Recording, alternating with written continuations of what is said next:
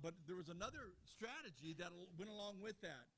And that, and with that was something called the Year of Answered Prayer, something that the Lord gave me, and which was, I believe that if we could just begin to canvas Tampa Bay in prayer. And then over in Houston, they had a strategy and a technology where we begin to actually square off squared areas whereby churches would have what we call prayer squares. So they would own those prayer squares and begin to pray for those squared geographical areas. And so we told them that, we told the pastors, now I understand, I'm coming here, I got no money, the Baptists, no one's backing me yet, right?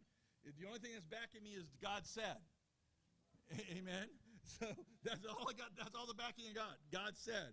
And so, but I'm telling them, I'm standing up there on the covenant of unity, and I'm saying, you're going to drive into Tampa Bay, and you're going to see billboards, and you're going to see bumper stickers, and you're going to see yard signs, you're going to see door hangers, all saying the Year of Answered Prayer, need prayer.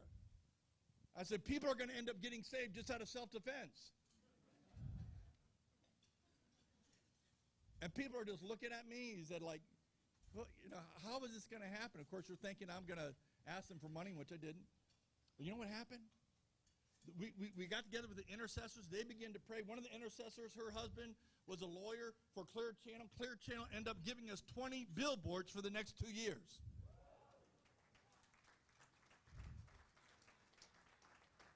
Billboarding God's love, amen? Isn't that amazing?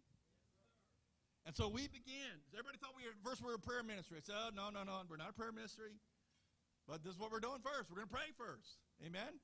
So then, of course, what happened was then the Billy Graham crusade was already in plans, in play.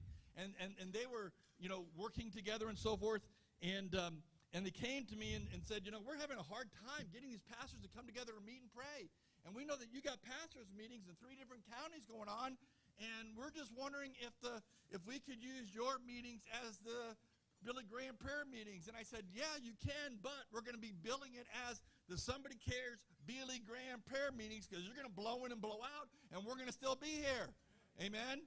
And then they looked at our prayer grid, knowing that 75% of the population of Tampa Bay was being covered in prayer, and they said, we want to adopt that, and they began to adopt that. We led the intercessory prayer for the Billy Graham crusade, and what happened is that prayer grid was used to mobilize people on their literature crusade day, which we called it 1 million in one homes, where we could reach 1 million people with the literature for Billy Graham crusade, in one day because of that prayer grid.